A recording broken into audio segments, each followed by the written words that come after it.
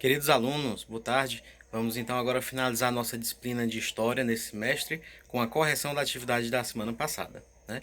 Então eu espero que vocês corrijam com bastante atenção e cuidado e que possam depois se cuidar bastante nas férias para a gente retornar com muita motivação, com muita capacidade de estudo. Vamos à questão 1. Sobre a sociedade do Egito Antigo, leia as afirmações a seguir. O vizir era a autoridade com maior poder no Egito. Conhecedor da difícil escrita egípcia, este alto funcionário controlava a arrecadação de impostos. Os sacerdotes executavam os serviços religiosos e administravam os templos, que geralmente eram muito ricos graças às oferendas feitas pela população. Os comerciantes militares do Egito não tinham muito prestígio. Como o império era muito fechado e não se relacionava com seus vizinhos, os responsáveis pelas trocas comerciais e defesa do Egito tinham um papel social secundário. Os felás eram a maior camada social do Egito. Eles eram responsáveis, além dos trabalhos agrícolas, pela construção da maior parte das obras públicas. Alternativa 2 diz que as igrejas eram muito ricas graças às oferendas, né?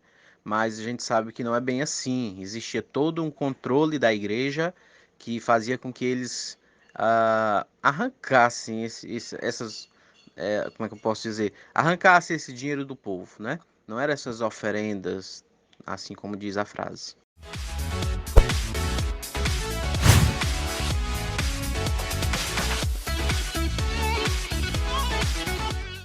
E vamos à questão 2, que já começa pedindo: observe o gráfico. Esse gráfico na coluna mostra a quantidade de pés, que é a profundidade do rio. E aí, na parte inferior nós temos as informações do período de tempo, junho, julho, agosto, até maio. Então a questão pede: identifique o mês em que as águas chegam ao ponto mais alto. Então, muito simples de observar, onde o gráfico chega com maior profundidade, né? No caso, novembro, letra D.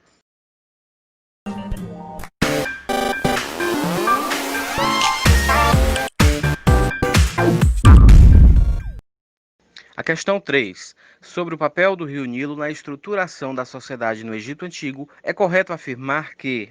Vamos olhar as questões da D voltando para A, né? Porque a gente já está vendo que a A que é a correta. A questão D diz que a capacidade e o volume de água não eram aproveitados pelos egípcios. A gente já sabe que isso não é verdade, muito pelo contrário. Era um rio muito importante e utilizado por eles. Letra C. Suas cheias significavam um momento de instabilidade política e econômica, uma vez que destruíam as colheitas e provocavam fome generalizada. Muito pelo contrário. As cheias representavam mais fartura para os cultivos daquele tempo. Letra B. Sua maior importância era servir de meio de transporte para as tropas que garantiu a supremacia militar dos egípcios em toda a África. Também não faz sentido algum, eles não utilizavam para esse fim. A letra A é a correta. Permitia a atividade econômica e, com suas cheias regulares, garantia a estabilidade político e domínio simbólico dos faraós.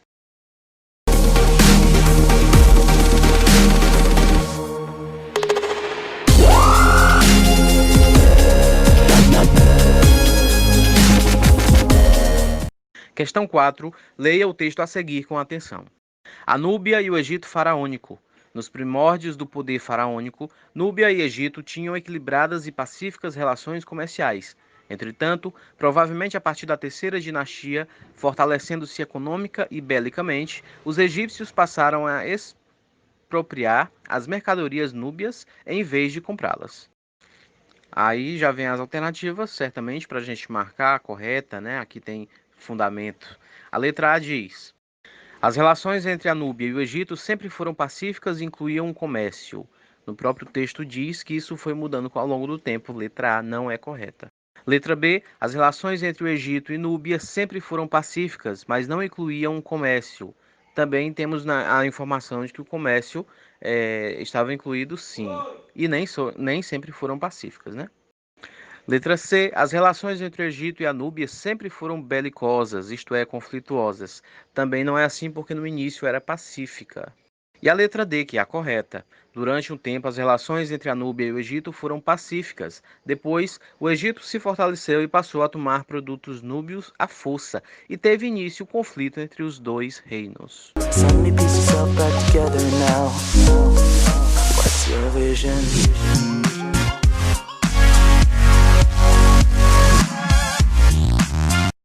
Vamos à questão 5. Sobre o papel da mulher na política do reino de Cush, copie no seu caderno a afirmação verdadeira. A correta é a letra B. Diferentemente do que ocorria na Mesopotâmia, no reino de Cush, as mulheres ocupavam uma posição de destaque na política. A mãe do rei, por exemplo, recebia o título de Senhora de Cush, ou Candace, que é rainha mãe.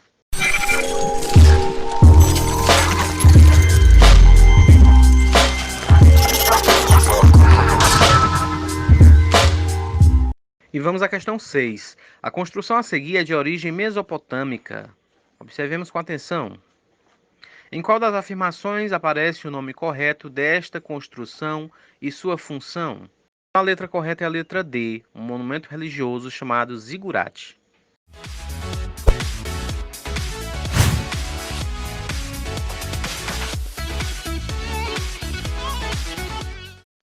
Questão 7. A Mesopotâmia foi o berço de muitos povos da Antiguidade Oriental, como os sumérios, responsáveis pelo desenvolvimento da primeira forma de escrita da humanidade, e os assírios, famosos por terem construído a grande biblioteca de Nínive.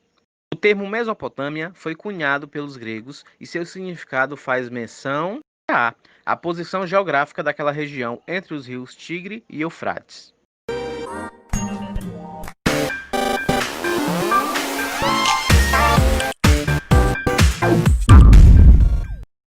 Questão 8. Quais os principais povos da antiguidade que habitaram a região da Mesopotâmia? Aí, de acordo com nossos estudos, letra B. Babilônicos, assírios, suméricos, caldeus, amoritas e acádios.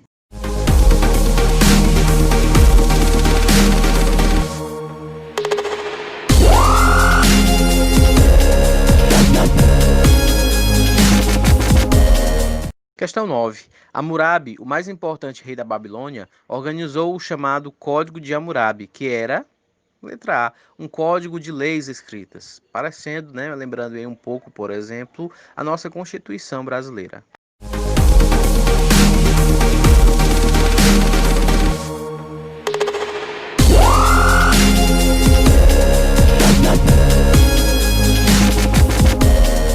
Vamos à questão 10. A mais antiga língua escrita, chamada de escrita cuneiforme, foi desenvolvida cerca de 3.000 anos antes de Cristo. Pelos fenícios, não.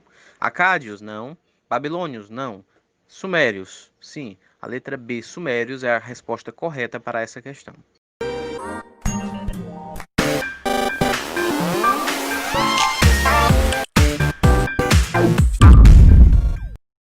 E vamos à questão 11. Lê as afirmações a seguir com atenção. E depois, você vai dizer o que é verdadeiro e o que é falso. Letra A, primeiro parêntese. Após dominar cidades e povos vizinhos, os astecas constituíram um império imenso. Verdadeiro. O Império Azteca compreendia o atual México e ia do Oceano Pacífico ao Golfo do México. Verdadeiro. O Império Azteca era formado por povos com diferentes graus de subordinação aos astecas. Falso. Alguns povos subjugados pelos astecas eram obrigados a pagar-lhes pesados impostos sob a forma de moeda de ouro e prata. Também falso. Portanto, a letra correta para essa questão é a letra A. Verdadeiro, verdadeiro, falso, falso.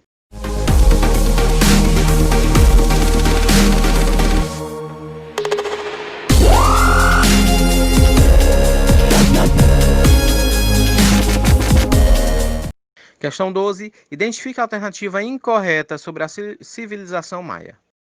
Os maias nunca foram um grande império. Organizavam-se em pequenos estados independentes, com governos, leis e costumes próprios. Isso é verdade. Não é a alternativa que a gente está procurando. Letra B. Os maias construíram pirâmides com templos religiosos em seu topo. Também é verdadeira. Não é a alternativa que estamos procurando. Letra C. Os camponeses maias pagavam impostos com parte do que eles produziam e com trabalhos gratuitos para o governo, como separo e reconstrução de estradas. Também é uma alternativa verdadeira e, portanto, não é a que procuramos. E por último, letra D. A indústria. Não tinha indústria naquela época. Então, já começou aí a mostrar que é uma alternativa falsa. A indústria tinha grande importância na vida dos maias. A mandioca era a base de sua alimentação.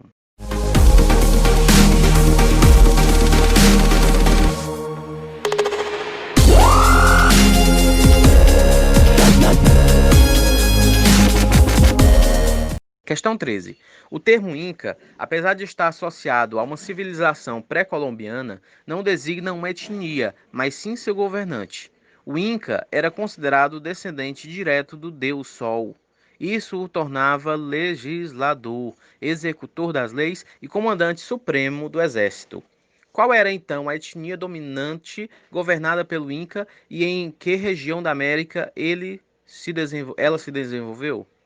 E a gente já vê que a resposta correta é a letra C, etnia Quechua, que se desenvolveu na região norte da América do Sul, sobretudo nos atuais Peru e Equador.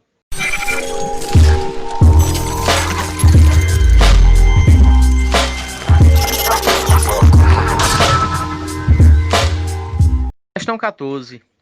Criaram um interessante e eficiente sistema de contagem, o quipo. Este era um instrumento feito de cordões coloridos, onde cada cor representava e somava as colheitas, habitantes e impostos. Esta foi uma invenção dos, letra A, Incas. Importante perceber aí, né, que o sistema de contagem foi criado aí pelos Incas, letra A.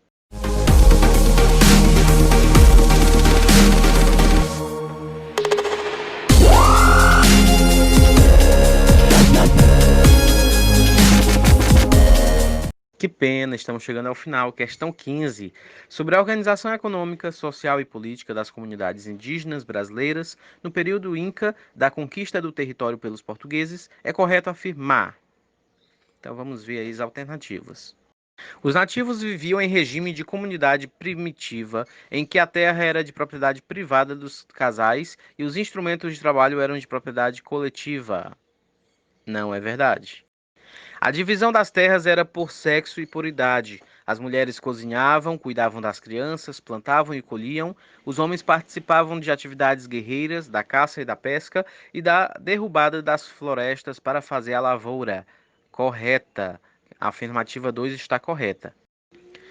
A sociedade era organizada em classes sociais, sendo o excedente da produção controlado pelos chefes das aldeias, responsáveis pela distribuição dos bens entre os indígenas. Também essa aqui é falsa, tá? Não responde à questão. Os indígenas brasileiros não praticavam comércio, pois tudo que produziam destinava-se à subsistência, realizando apenas trocas rituais de presentes. Verdadeira. Portanto, letra correta, letra D, que diz que as alternativas corretas são 2 e 4. Mas, galera, boas férias a todos, né, em relação à disciplina de História, em relação também às disciplinas que vocês têm comigo, professor Eloy, né? Amanhã ainda tem aula, ah, mas a História, a Geografia e a Educação Física a gente já concluiu. Cuidem-se.